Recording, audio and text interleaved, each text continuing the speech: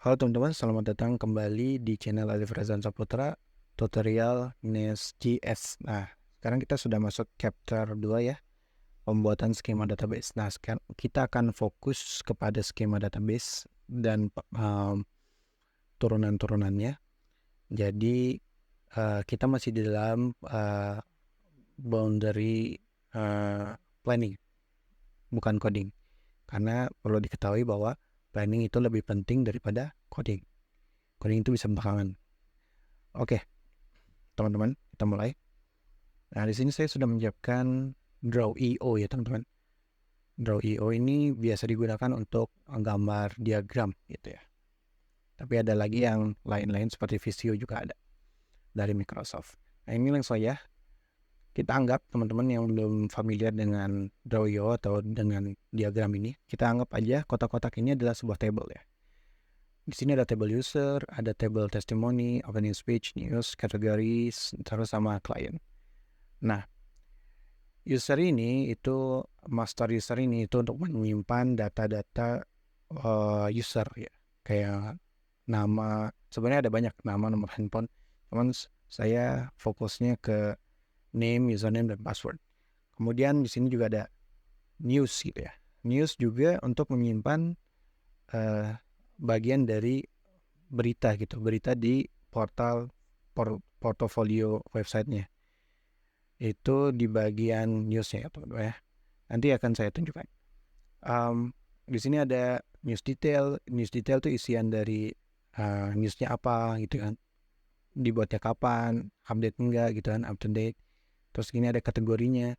Kategorinya apakah dia prestasi guru atau prestasi murid gitu ya. Nah, di sini juga nih prestasi murid, prestasi guru ya. Kemudian ini ada opening speech yang nanti saya akan tunjukkan juga opening speech-nya di depan gitu ya, dari kepala sekolah. Terus juga ini ada testimonial yang punya hubungan sama M user ya. Jadi usernya apa, siapa. Nah, misalkan di sini ada Budi ya. Mohon maaf ya kalau ada yang nama sama Budi mengisi testimonial, berarti kita tidak perlu memasukkan name, username, password ini ke dalam table testimonial gitu. Kita hanya perlu memanggil primary key-nya. Nah ini setiap table itu punya primary key. Dari ini user, di sini user ID. Ini kalau testimonial berarti testimonial ID. Kalau news berarti news ID. Kalau kategori ID, opening speech ID, client ID. Nah, setiap primary key yang dipanggil ke table lain itu disebutnya foreign. Ya, jadi kayak kunci pendatang gitu ya. Nah, fungsinya buat apa? Fungsinya untuk mengambil referensi dari table yang sebelumnya gitu, table referensinya. Jadi ya kayak tadi saya bilang, misalkan Mas Budi ya ini sini ya, ada akun namanya Budi di sini, kemudian mengisi testimonial. Nah, makanya kita tidak perlu mengambil username passwordnya sama name ini ke dalam sini. Kita hanya perlu user ID-nya. Nanti baru diselect pakai query select misalkan bintang from testimonial where user ID sama dengan 1 atau where user ID sama dengan 1 yang itu isinya Mas Budi misalkan ya. Sama juga misalkan di M user nih, M news misalnya. M news punya kategori di sini, kategori misalnya ada kategori prestasi guru misalkan. Prestasi guru nomor kategori ID-nya 1. Nah, kategori saya itu misalnya di sini prestasi gurunya untuk ngisi newsnya itu prestasi guru gitu kan. Misalkan berhasil meluluskan siswa ke UI misalkan. Itu tanggal berapa, news detailnya apa. Nah, kategorinya tinggal dipanggil. Berarti di sini isinya 1 gitu ya. Karena di sini panggilnya 1. Jadi nggak perlu manggil news kategori ke sini gitu. Karena akan ngebuang-buang ini apa namanya, size dari database-nya gitu, buang-buang. Pasti nanti dikoreksi kalau kalian kuliah di tempat kalian terus belajar tentang perancangan apa database, pasti dikoreksi sama dosennya. Terus juga sini ada opening speech. Opening speech ini siapa nih kepala sekolahnya. Misalnya di sini kepala sekolahnya nomornya 2 misalkan. Berarti ya udah panggil aja di sini ke nomor 2, isi insert, kemudian opening speech-nya apa, bla bla bla bla bla, baru ditampilin di depan. Sama ini klien yang terakhir. Nah, klien yang terakhir ini adalah dari sekolahnya sendiri ya. Nah, misalkan klien 1 misalkan sekolah ABC misalkan, visinya apa, misinya apa, nanti ditampilin phone numbernya berapa, emailnya berapa, terus opening speech-nya apa nih di sini, gitu ya. Karena di desain database itu ada 2 table ya, 2 table utama. Pertama table master nih ini, kemudian table transaksi. Dan mereka ini di sini nggak ada table transaksi, adanya table master. Nah, setiap table master ini punya hubungan antara table-table yang lain gitu ya. Terus sebenarnya ada nomor-nomornya sih. Jadi misalkan sini nih, satu user punya hubungan ke testimonial satu dengan satu. Jadi satu user bisa mengisi satu testimonial misalkan. Nah gitu ya baca. Satu user bisa mengisi satu opening speech misalkan. Satu user bisa mengisi satu, nggak mungkin satu sih ini, gitu ya, karena banyak news gitu ya. Seperti itu. Satu kategori punya satu kategori punya banyak news. Karena misalkan contoh di sini kategorinya tadi ya, prestasi guru. Prestasi guru kan newsnya nggak cuma satu, tapi misalnya ada 2, ada tiga news gitu kan, yang kategorinya sama gitu. Pasti 1 ke N. Nah ini klien punya satu opening speech. Kenapa cuma satu? Karena nanti yang ditampilin cuma satu gitu ya. Nah ini akan kalian dapatkan di kuliah teman-teman ya, kalau teman-teman mengambil sistem informasi. Tapi kita fokusnya di table ini aja sih. Oke. Kalau misalkan teman-teman masih belum paham, teman-teman boleh tanya di kolom komentar ya teman-teman. Oke. Selanjutnya kita perlu toolsnya ya, karena kita nggak bisa gambar doang, tapi kita juga perlu toolsnya. Tapi sebelum masuk ke tools, saya mau kasih lihat ya ke tampilan webnya ya, Angular. Nah tadi ya di sini kita lihat tampilan webnya. Nah ini yang tadi nih, ini untuk table si opening speech ya, table opening speech. Terus ini untuk table news gitu ya. Terus ini achievement itu saya belum dibuat sih, tapi nggak perlu lah ya. Achievement tuh bisa pakai news karena sama-sama berita kan, berita. Terus juga ini testimonial, ini table testimonial gitu ya. Jadi setiap table itu merepresentasikan dari isian yang akan ditampilkan gitu ya. Oke. Nah, ini yang diambil dari table client. Nah, client ID gitu ya. Dan ID. Ini juga nih school name-nya juga diambil dari client. Nah, registration ini itu belum ada sih. Jadi tapi saya kira cukup lah untuk table-table yang tadi ya. Oke. Langsung saja kita ke tools-nya. Apa aja yang kita perlukan? Nah, pertama ya satu ini.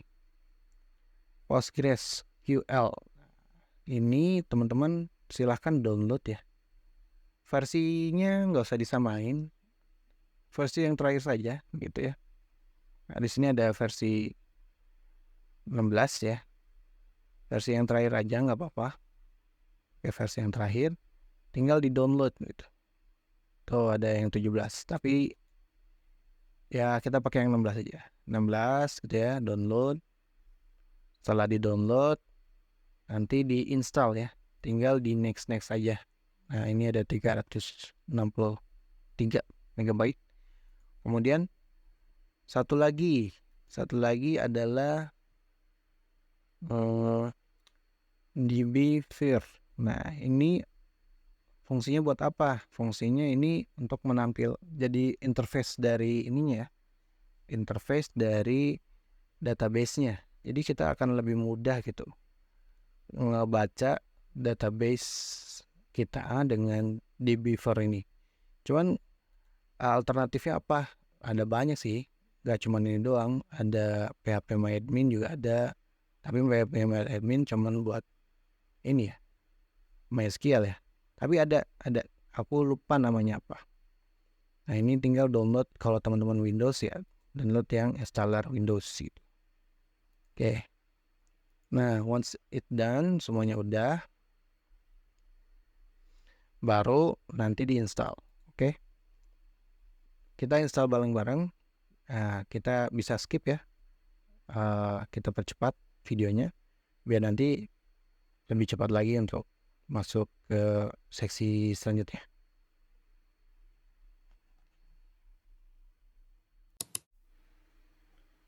Oke teman-teman, berikut adalah aplikasinya yang sudah di-download.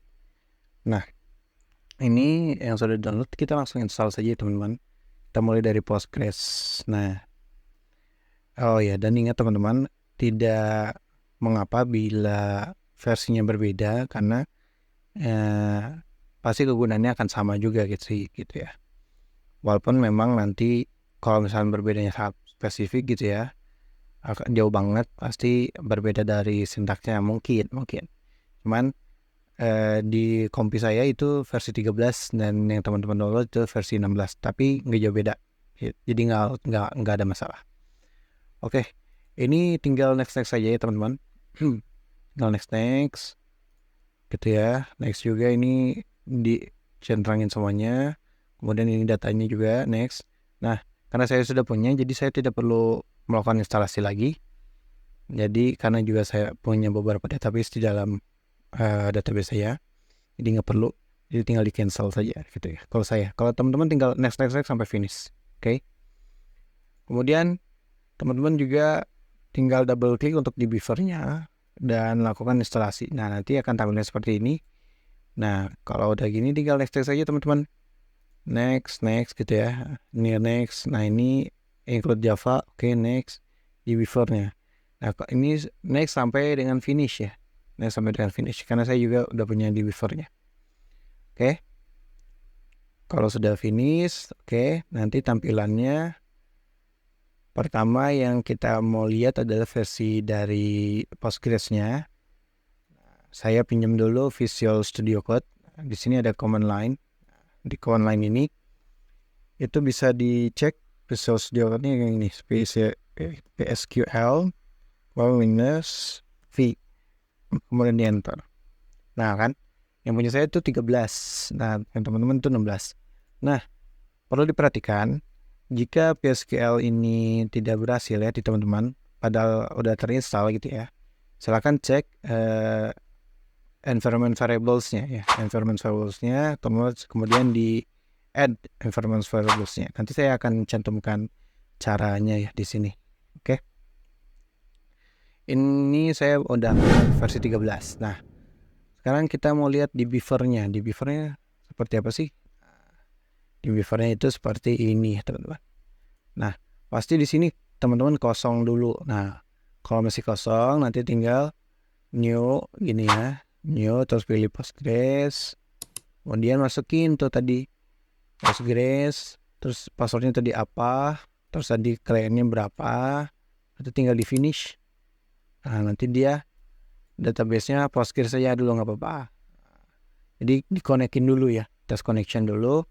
Kalau udah berhasil, berarti nanti akan tampilannya seperti ini ya. Ini udah ada. Oke, nanti ini di blur sama saya. Oke, nanti pokoknya tampilnya ada centang seperti ini. Nah, kalau udah seperti ini, udah ke-connect semua, nanti tinggal kita masuk fokus ke pembuatan tabelnya ya, tabelnya. Cukup untuk video kali ini untuk pengenalan dari skema database-nya, terus kemudian penjelasannya sampai dengan instalasi tools-nya. Insya Allah kita akan lanjutkan tutorial ini sampai dengan selesai ya teman-teman. Dan di tutorial selanjutnya kita akan membuat tabel-tabelnya, kita rapikan, kita buat koneksi-koneksinya, jadi teman-teman juga akan lebih tahu prakteknya seperti apa ya teman-teman ya. Oke, terima kasih teman-teman udah menonton sejauh ini, dan klik like jika bermanfaat, dan sampai jumpa.